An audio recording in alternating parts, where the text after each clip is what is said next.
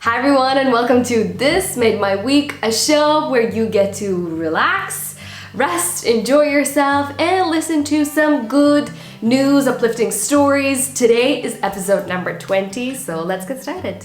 I'm sitting here thinking if I should film this or not because we have a weird light situation yet again. I think I'll continue. Since we have been together quite a while, I feel like being honest with you, I did not have an easy week. Nothing bad has happened, nothing on the outside, but I am going through my internal stuff.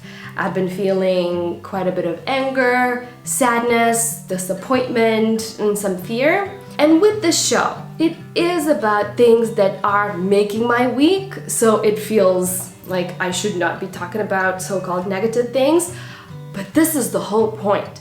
This show is not about toxic positivity. It is about life and finding joy and finding meaning and purpose in everything and noticing the good. And feeling your feelings is a good thing. We tend to think that emotions are either good or bad. We either feel joy, excitement, the sense of wonder, or we feel sadness, anger, fear, etc., right? But emotions are neutral. They just are what they are. We assign meaning to them. And without them, we would not survive.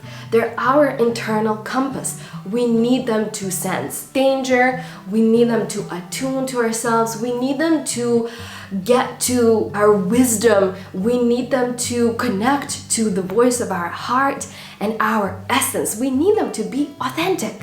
So, the best thing when they come is just to feel them. And sometimes, yes, it's very challenging and uncomfortable and inconvenient, but that's the process. So might as well sit back and allow this wave of emotions just pass through me and allow them do their job, what they're supposed to do. They're supposed to shift something inside of me so I become wiser and I connect to myself like even deeper than I did before. To feel your emotions, especially those, intense ones, it's very, very tiring. Like really, it's almost as if you're not really able to do anything else other than just feel your emotions. And that was the tricky part for me this week because man, I have a toddler, I'm a working mom, I have my whole life. So just to stay and process them was, it felt good to feel my sadness, but then I had no energy to go and live my life and cook and clean and attend someone else's needs. That's the tricky part, not the emotion. Emotion is like by now I'm like, yes, I'm sad, And it actually feels so good not to resist and just allow it to go through me. So, pain is inevitable. We all feel it, we all experience it, and we will continue to experience it for the rest of our lives because that's the nature of life and that's human condition. But suffering, that one we choose. Because when we resist pain, when we don't allow ourselves to process it, that's when we get stuck. And when we get stuck, it gets stuck in our body, it gets stuck in our thoughts, it gets stuck in our nervous system, and then we suffer. So that's the difference. Pain, it always passes. Unless we attach ourselves to it, and then we get stuck, and then it turns into suffering.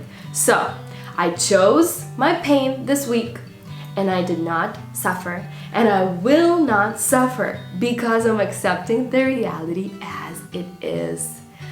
What an incredible way to live.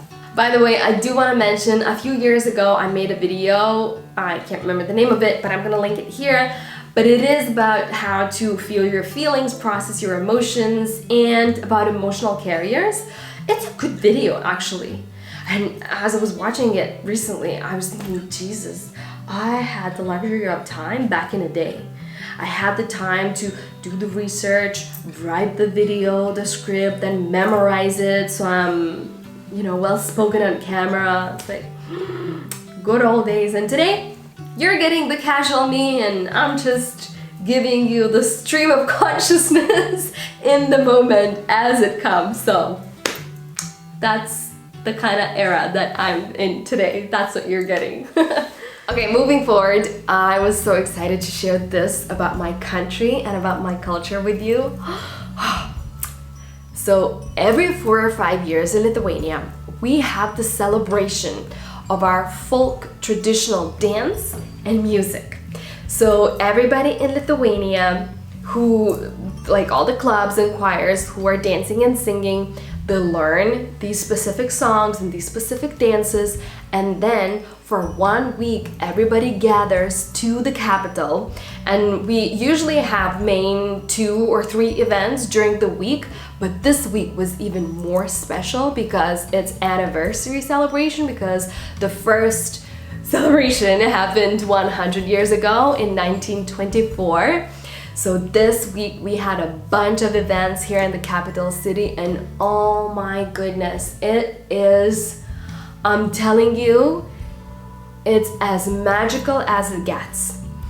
First of all, I have been to one of those celebrations also. Back in the day when I was still at school, I used to dance traditional Lithuanian dances, and it was so much fun. It's broadcasted live on television, everybody tunes in, and it's the most beautiful thing ever. And again, this week was so special because the city was buzzing with incredible energy and people not only from Lithuania, but Lithuanians who are living abroad, and some of them, they've never been to our country, but because their parents or grandparents have left, they know how to speak Lithuanian, and they've been learning how to dance our traditional dances and sing our traditional songs. So some of them came here for the very first time, and the whole city was full of people, and there were events. There were stages in different parts of the city. There were fairs. There were people wearing traditional clothes. Everybody was smiling and singing and dancing everywhere. Like, I cried the whole week. I was so emotional and I was so full of joy. This is something that you can't really describe clearly because I can't find the right words. You have to experience it, but these few clips and photos gonna give you a small glimpse of what is it like to watch the show. I am so grateful that during this week we got to be in the city and we got to attend a few events, and Valis was able to watch a few live performances as well. I am so serious about passing on our traditions onto him because yes, I'm excited about Lithuanian culture and I used to dance back when I was at school, but there was a time in my life where I did not live in Lithuania for nearly 10 years. And I did anything and everything to assimilate to the culture where I was living at the time, whether that was England, France, Canada, America a little bit. But now that I'm wiser, I can recognize that true treasure is right in front of me, right here in Lithuania, and it's always been here. I also really want to learn some Lithuanian crafts, and specifically, I want to learn how to do sawdust. And do you know what? Let this be a promise to myself and to you. I'm gonna make sawdust and I'm gonna hang it right here so it's always in the background for you to enjoy a piece of Lithuanian culture and for me to adore. I'm gonna put links in the description box to recordings of the performances so you can watch it for yourself and like truly appreciate the art and the craft behind it, especially during the dance day, during the dance celebration. I was in awe what they did. And also I'm very curious, after you live abroad for a while, you have the sense that yes, I am Lithuanian, but a part of me will always be something other than Lithuanian. Anyways, maybe it's just me, but leave a comment down below and tell me your story. How are you connecting to your culture if you live abroad, or perhaps you came back to your country and what's it been like for you? I'd love to learn. The final thing that I wanted to share with you this week that has made my week, or a month I should say, is a book by Holly Ringland. It's called The Lost Flowers of Alice Hart. It's a bestseller, so perhaps you've read it. I finished it last night and oh my gosh, what a beautiful book. I enjoyed every single page, and even though it is a sad book. Before I started reading it, I said to myself, I don't want anything sad. I don't want to read anything about anyone's traumas. Like, you know, I'm working with that in my day-to-day, you know, as a life coach, and I wanted like a adventurous read. But this book, this librarian suggested it to me, and luckily she did, was just so beautiful. I don't want to give you the plot, but basically it's a book about loss, some tragedy in the family. It is about domestic violence. Everything is happening in Australia, so it's about Australia and of course about flowers. But to me, the book was about womanhood. It was about sisterhood. It was about grief, but also coming into your own. It was about connection to yourself through nature. It was about generations and rituals.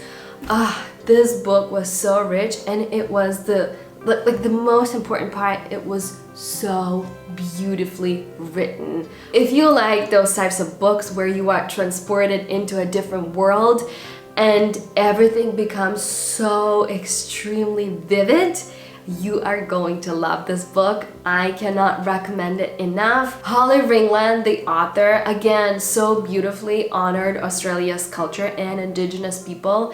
And because of Lithuania's history together with Russia, I don't want to say that I know it personally because I do live in a free country, but because of history of my parents, grandparents, great-grandparents, their great-great-grandparents, I kind of can understand what it feels like when somebody from the outside is trying to erase your culture, erase your language, destroy everything and anything that's important to you, and also what it feels like when they're killing our people. I will always feel this close bond with any indigenous culture that has experienced oppression, and I will always celebrate any person who is trying to undo the damage with their artwork. If you have any books to recommend, by the way, about your culture perhaps, or just a good book, please leave a comment below. I'm always looking for something to read, so I'm grateful in advance. Alright, so these were all the things that made my week. So my emotional stuff and feeling my emotions,